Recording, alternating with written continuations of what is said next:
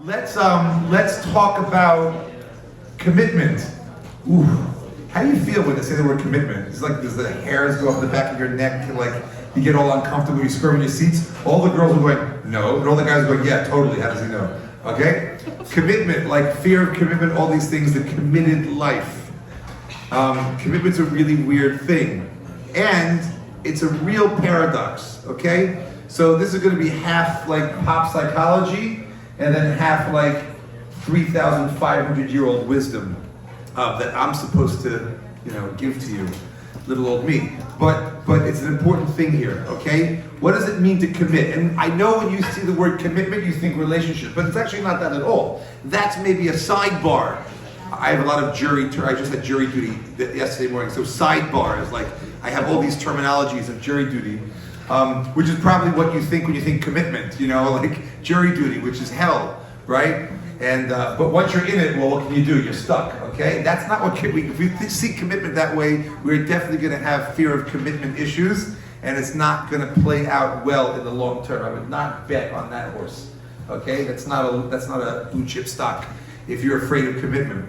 So we want to go long term, and we want to make things work. And I think what we're supposed to do here is point out something profound about the quality and the value of commitment, and the sickness or the Achilles heel in the lack thereof, and then we'll make it a little Jewish and a little relationship, and we'll try and make some sense out of it. Okay, the first thing we have to know is that today's millennial, no, that was yesterday's millennial, today's Gen Z, whatever, what happens to Gen Z? Where do you go then? I don't know.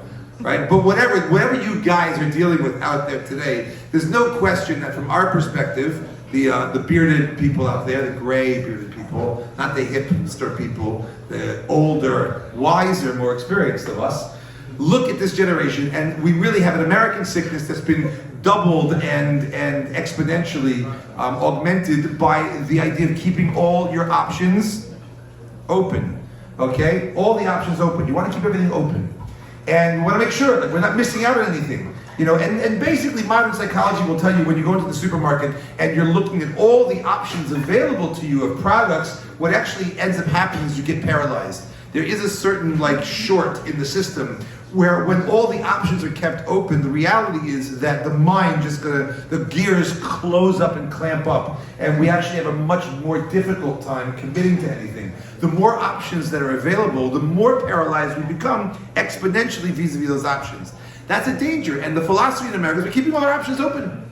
Now, there's as a theologian, there's a question that's always asked, why, some people have a philosophy, I want to live by my mistakes. We've heard this before. I'm the kind of person that learns from my mistakes. And I learned from my mistakes in life. Rabbi, don't push me to any philosophy or any Torah or any wisdom. My philosophy is I learn from my mistakes. So if you carry that through, basically if a person going through life making mistakes, pretending to really learn from them, but really what ends up happening is when they die, all they know at that point is what they should have done differently if they had a do-over, but they don't because you're dead, right? Learning from your mistakes is no great philosophy. Being wise enough to foresee what's coming down the path, to take the wisdom that is there for the taking, to glean from what is available in terms of life experience that's on the shelf and waiting for you to grab it, your parents, grandparents, great-grandparents, your tradition, life, wisdom, that's a much more intelligent way because you will make mistakes, but you won't make the baby mistakes. You'll actually make real adult mistakes, okay? We all make them, but to learn from one's mistakes is no good. Likewise, you have to learn from your mistakes when you make them, but as a philosophy, to not follow any wisdom, to not think deeply about where my actions are going to take me, I'll just go with the flow and I'll just learn from my mistakes. It's not going to get you anywhere. We have another problem with keeping our options open. That when we keep our options open, we think what we're doing is allowing ourselves to be available to the best thing available, but really we're selling ourselves short. It's a tremendous paradox, and this is where we have to get clear. First of all, a little nomenclature. Okay, the word to decide, which is what happens when you no longer keep your options open, you have to make a decision. The word for decide, I'm sure all of you went to great schools and you learned Latin, so you know what I'm talking about, and this is all boring for you, right? But in the old days, we studied Latin at school. It was like you had to study it. And you learned something from it. And the word homicide and fratricide, well, homicide means killing a person. Fratricide means killing a brother, like Cain and Abel. And the word deicide is actually means killing of an idea, or really in your terms, dea would mean an idea, killing off the ideas, killing off the options. In order to actually make a decision in life, you have to go through the emotional, wrenching reality of murdering the other options. You have to literally assassinate and murder the options. When you keep all your options open, you're not making decisions. We're not making decisions, in which case we cannot progress. That's a simple understanding of the problem. We can't progress. We're leaving our options open, and we're unable to progress. What we need to do is muster up the mettle and the strength to actually assassinate all the other options, kill them off, and deicide, and decide and choose one. But it's not just in order to go forward. The truth is, we'll know nothing about the thing unless we commit. If we're still keeping our options open, maybe I'm listening out for that, I'm listening out for that, I'm looking out for that, I'm looking out for that. Well, guess what? I'm not listening and looking at this. I'm not absorbing the quality of the experience that there is when I commit to said decision. The goal in life is not to leave all your options open, because you'll be a jack of all trades, master of none. The goal in life is actually be able to have the wherewithal and the wisdom to look at the options and choose and go one way, but go all in. I'm telling you, the key to happiness in life. What was that movie where Jim Carrey just said yes to everything? What was it called? Yes Man. It was called Yes Man. Well, that's a good name for a movie where a guy says yes to everything. Okay? But that's just dumb, because that's just saying yes to everything. But to actually look at the options, there has to be some sort of view, 360 view of the options. But you go all in. You choose whether you go all in. Head down, committed, all in. And when you choose that thing and you go all in, you actually now begin to have the opportunity to know it, and to understand it, and to experience it, and to grow with it, and to actually, as you like to say, hashtag, own it. Okay? You can't know something by looking over your shoulder every 2 seconds and listening out for the other option. You know, there's deductive reasoning, which means if you have 10 options of something being true, 10, and you eliminate 9, that means the 10th option you technically know is true, right? If I know that the first 9 are all false, and I choose 10, I know 10 is true. Those are the only options. A little philosophy for you, okay? But the problem is it's emotionally unfulfilling, because I don't know anything about 10. All I know is why the first 9 are wrong. But I don't know anything about 10.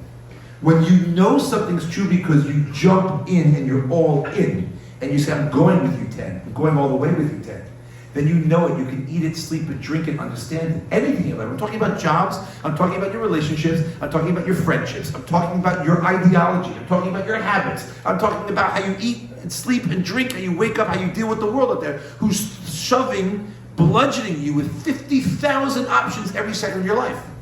This phone, where's my phone over there? Whatever. The phone is killing us. It's killing you because you pick it up and you're being bludgeoned. This is bludgeoned with options and options and options. And this one, and 50,000 girls, men, boys, whatever you have Instagram pictures, you're being bludgeoned by options. Who can pick anything? You literally, it's like someone, if you walked around with someone screaming ah in your ear all day long, just ah, screaming like that. That's your life. How can you think? How can you got to break through it, you got to fix it, and something you have to go into it all in. All in. And I'm telling you, it's a game changer. It's a game changer. Okay? Deciding is the most, now, you have to know when to pick up your head, look around, and reassess. It's called an audit. We Jews have it every Rosh Hashanah and Yom Kippur. You go in, what is Rosh Hashanah? Rosh Hashanah means you set a blueprint, a plan for your life. Rosh Hashanah, the head of the year. It's not New Year, goggles down, kiss the thing next to you, whatever it is, doesn't matter anymore. Kiss it, and like it goes, that's not New Year's. New Year's is Rosh Hashanah. The head, you make a plan. This is what I'm going to be this year, man. And then what do? You go like this. This is amazing. On Yom Kippur, you etch it into your heart. You recognize why the plan last year didn't work and didn't get you where it's supposed to get you. And you beat the new plan into your heart by realizing how far short you fell of the previous plan. And you etch it into your heart. You get a plan, Rosh, and you go for it. You get all motivated and passionate and real about it. You have to love it and be in it. That's the heart. And you go for it. You put your head down for a year and you go for it. And you pick yourself up and you audit. Where am I going? How's it going? Quarterly review, annual review. Did I make the right choice? If you made the wrong choice, go back and fix it. But don't ignore the commitment to the choice for the year, or whatever period of time. You got to go all in. Okay? I'll give you 2 examples how this works. I'm a bit crazy, you know that about me by now. Being a very Orthodox Jew, I met my wife in the typical Orthodox way. We were set up, not by like some little 80-year-old lady from Fiddler on the Roof. He says, you're tall, she's tall, it's nice, funny. That wasn't it, okay? There were people a little bit more savvy than that. But let's face it, as a person who did not grow up religious, a person who was in Hollywood for many years, I definitely know the world out there for sure. I married my wife, not ever having even touched her, okay? The first time I held my wife's hand was after I signed on the dotted line, total commitment. I'm in, right? The lid. I signed it on the to whatever it is on the dotted line. I'm in, and then I have to break the glass model. I'm like, okay, can I hold your hand now? Like, you know, and it's like that's a terrible hand holding. I'm out of here, right? And how did we get into that situation? I dated her for 5 weeks, and maybe the engagement period was 3 months, but really 3 months is just how you know, find the photographers in the wedding hall and the caterer. It could have been 30 seconds. It didn't make a difference. 3 months is nothing for an engagement period. 5 weeks. So you might say, crazy. I agree with you. It's crazy. It sounds crazy. Meet a girl. 5 weeks later, you're engaged. 2 seconds later, you're married. And you're committed all the way. Like there's, you know, there's a way out. But like no one wants a way out. I'm in all the way. It's crazy. And you have to ask yourself, is it possible? Well, I can tell you, it's possible. Right? I'm 21 years married now. Right? Maybe you can ask her. She might not think it was such a great choice, but hey, she stuck with me. But the point is, like, what do you need to know? What do you need to know in any situation? You can actually figure out what you need to know about a life spouse in 5 weeks. I can do it in 4 weeks. I can do it in whatever it is. You can actually find out what you need to know about a life spouse. You ready for this? A life spouse. Why? Because of the power of the quality of commitment.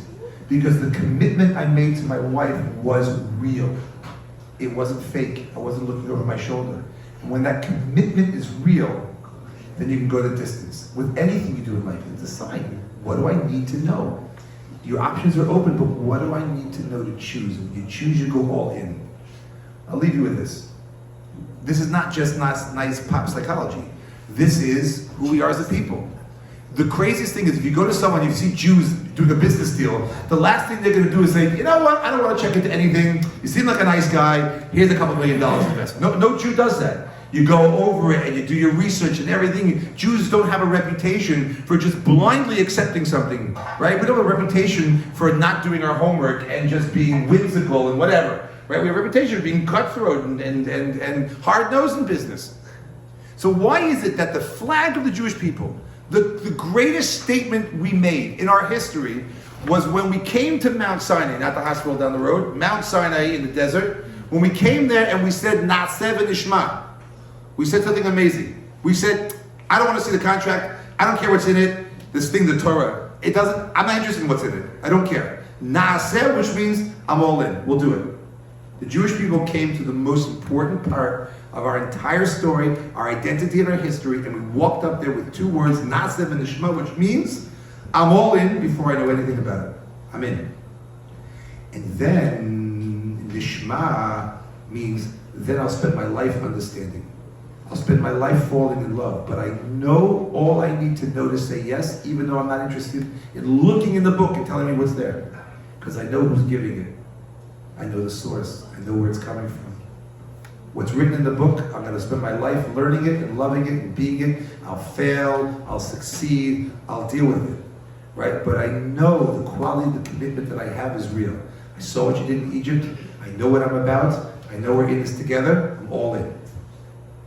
In life, we need to be able to make a decision. And you got to make it early on. You got to decide, you got to go all into something, because when you go in, you can taste it, it's delicious, you know it. Knowledge, the word for knowledge in Hebrew, dat, means intimate connection with something. If you really want to know something, go all in. Commitment is not something to be afraid of. Commitment is the breaking of the chains that hold us back from greatness. That type of commitment, when you can go all in, look at your options. Don't take too long. Whatever it is in life, hone in on what you need to know to make the decision, murder the other options, lay them to waste, and go for it.